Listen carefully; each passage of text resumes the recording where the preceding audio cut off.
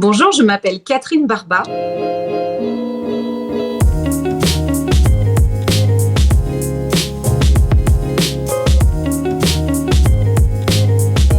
Je suis une entrepreneuse du web. J'ai créé 2 sociétés dans l'e-commerce que j'ai revendues. Aujourd'hui, je suis investisseuse. J'investis dans les startups, une quinzaine de participations. Et je suis très investie depuis longtemps sur tous les sujets de diversité, d'entrepreneuriat au féminin, en France et aux États-Unis, où j'habite depuis 5 ans.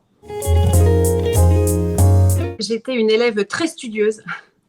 J'étais une bonne élève. J'ai fait une voie assez classique, prépa, école de commerce. Je préparais Normal Sup que j'ai raté, donc j'ai fini en école de commerce, mais ça m'a sauvé la vie. J'ai tout de suite commencé à travailler il y a plus de 20 ans dans l'Internet, comme salariée d'abord, et très vite, j'ai rencontré des entrepreneurs, donc j'ai créé une première entreprise, puis une deuxième, et donc ce chemin m'a amenée aux États-Unis aujourd'hui, où j'ai créé une 3e entreprise pour accompagner les grandes boîtes dans leur transformation numérique. Je suis aussi administrateur dans des grands groupes comme Renault ou Etam. Et ici à New York, je suis la présidente de la French Tech New York. Tout un programme.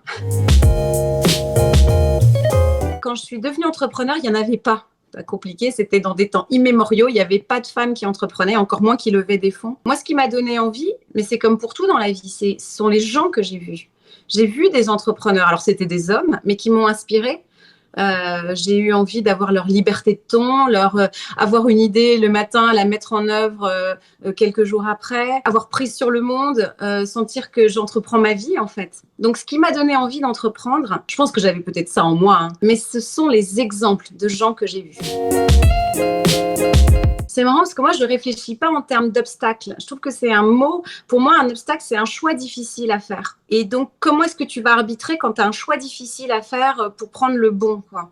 Mais ce qui aurait pu m'empêcher de faire des choses, en fait, je réalise pendant tout mon parcours, c'est moi-même. C'est toutes les fois où je ne croyais pas dans ce que je devais faire.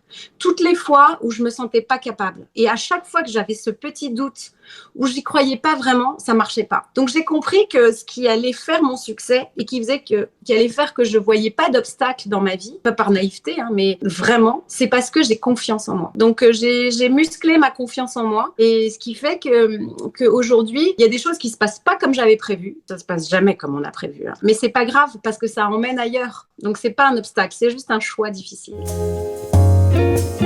Alors, les gens qui m'inspirent, c'est assez spécial. D'abord, il y a 2 catégories de personnes qui m'inspirent. Il y a les jeunes. Moi, je suis fascinée par la génération des 10-20 ans, par leur capacité à avoir conscience du monde, avoir conscience de l'importance du lien social, la conscience de la planète, que moi, je n'avais pas du tout. Ça m'inspire, ce sont mes modèles, parce que c'est aussi avec eux qu'on va transformer le monde. Et les deuxièmes sources d'inspiration qui sont les miennes, c'est les saints. Et les saints.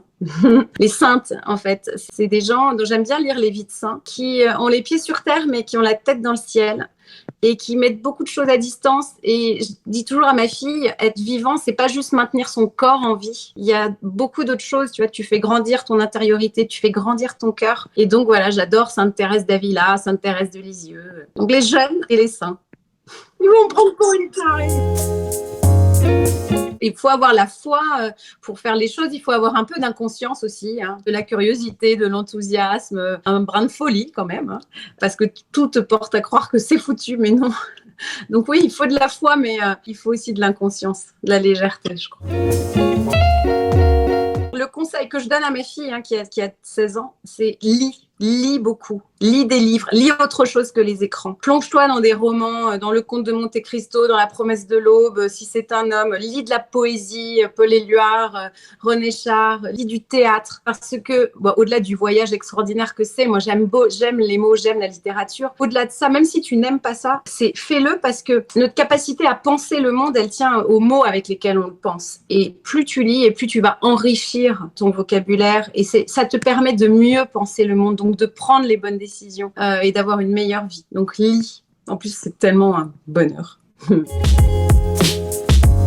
Essaye de faire chaque jour quelque chose qui te fait peur. Essaye de faire chaque jour quelque chose dont tu dis j'oserais jamais dire ça. J'oserais jamais dire non à cette personne ou je vais jamais oser lui dire que ce qu'elle vient de dire me dérange. En fait, fais-le. Essaye, va au-delà de ta peur. Do every day something that scares you. C'est Eleanor Roosevelt qui disait ça. Parce qu'il y a plein de situations qui peuvent évoluer si toi, tu dis non. Donc, ose. ose le faire.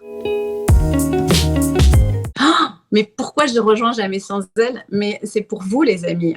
C'est pour Natacha, c'est pour Tatiana, c'est pour Sacha. C'est toujours comme ça, en fait. Tout ce que tu fais dans la vie, tu te rends compte quelque part que c'est au-delà des idées, au-delà de ton engagement, il passe par des gens. Et des gens comme jamais sans elle, qui ont une vraie profondeur, une vraie intériorité, qui ont un engagement authentique, et ben ça fait du bien parce que c'est rare. Et puis parce que ça défend des valeurs qui me sont très chères. La diversité, l'équilibre, l'égalité homme-femme, bien sûr que c'est important. Et donc, ces valeurs portées par des gens que j'estime et que j'admire, et ben, évidemment, ça m'a tout de suite donné envie. Voilà, c'est une petite déclaration d'amour quand même. Regarde, je le refais.